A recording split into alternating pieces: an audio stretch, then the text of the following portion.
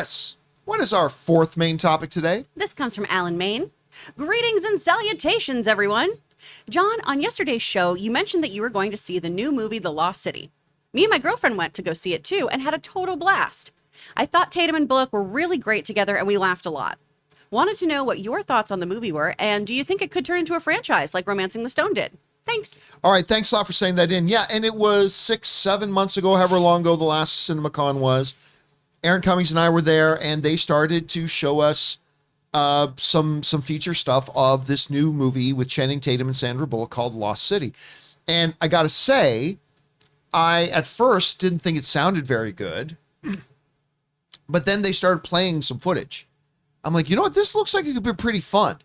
And then the trailers have come out, and I think that they've done a good job with the trailers.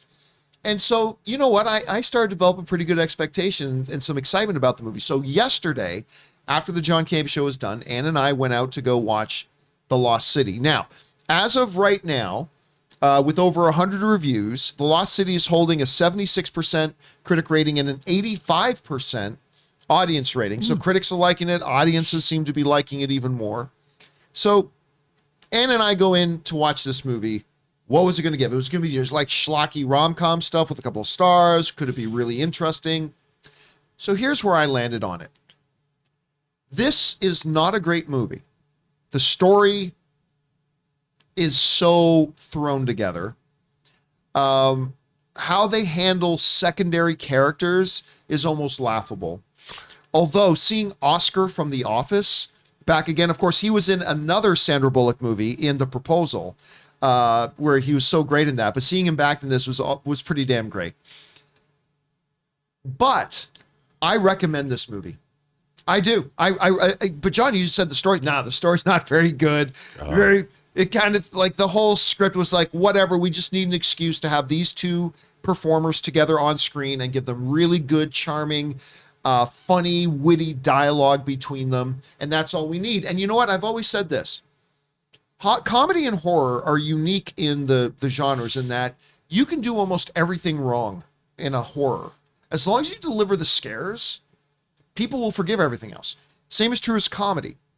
You can do almost everything wrong in comedy. You can have a lame story, bad background, bad story progression, whatever. If you make the audience laugh, everything else is forgiven. And this movie delivers on that. This is a movie that delivers a good time.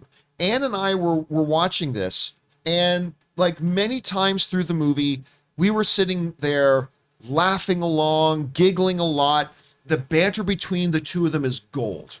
The banter between the two of them is gold. And by the way, that one scene that they show in one of the trailers where she's like picking leeches off his back, yeah, that's like a quarter of that scene. That scene gets real funny. Like really funny. Quite a bit. Brad Pitt, while all of us kind of assumed he's not in the movie much, he's in more of it than you think.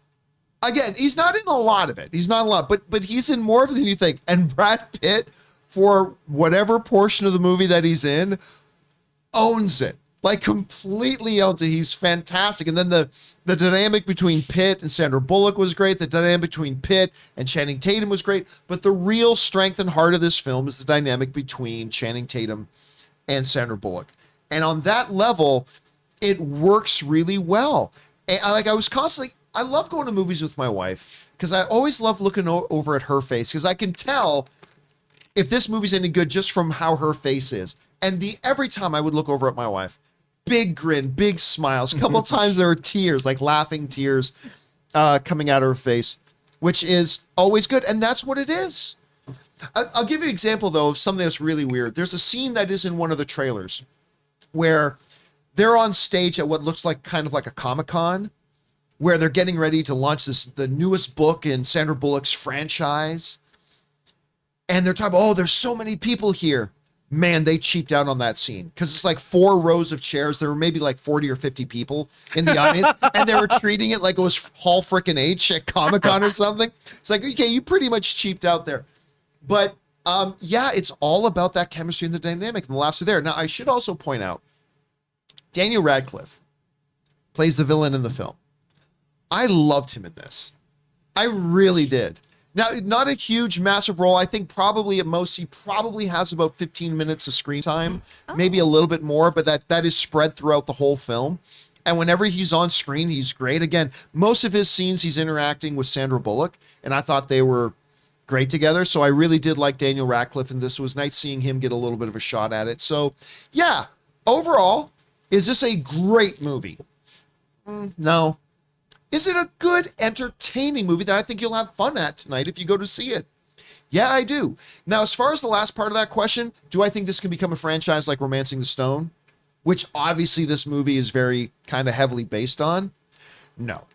I can tell you right now, as much fun as I had at it, and as many good laughs as there were, and as much as I like these two characters together, I got to tell you, while I would tell you to go out and see this movie tonight, I'm not interested in another one. I really don't. I think this is a good one and done, move on. But yeah, go see The Lost City. Have you guys had any excitement for it? Well, it looks appealing. It looks like the kind of comedy I enjoy, you know. I like the performers in it. All the actors. Look, when Brad Pitt, all the way back to True Romance, don't you condescend me, man. I mean, Brad Pitt has always been in comedic roles, I think has always delivered for the most part. And what a fun cast. It just looks fun. Chris, what about you? I'm very excited. I think that's what Logan and I are doing today. We were going to go to Universal City Walk and catch a flick. So I'm pumped to see it. I love that Oscar's in it. I love him so much. He's so great. You're like, Oscar from The Office. He pops up in this. And I told, because Ann turned to me, she goes, he was in the other Sandra Bullock movie. So I got to assume they must be friends. Have I met him yet? Oscar in The Office, was he in the first episode? Yeah, he's the accountant. Yes, He's one of the accountants. He's one of the accountants.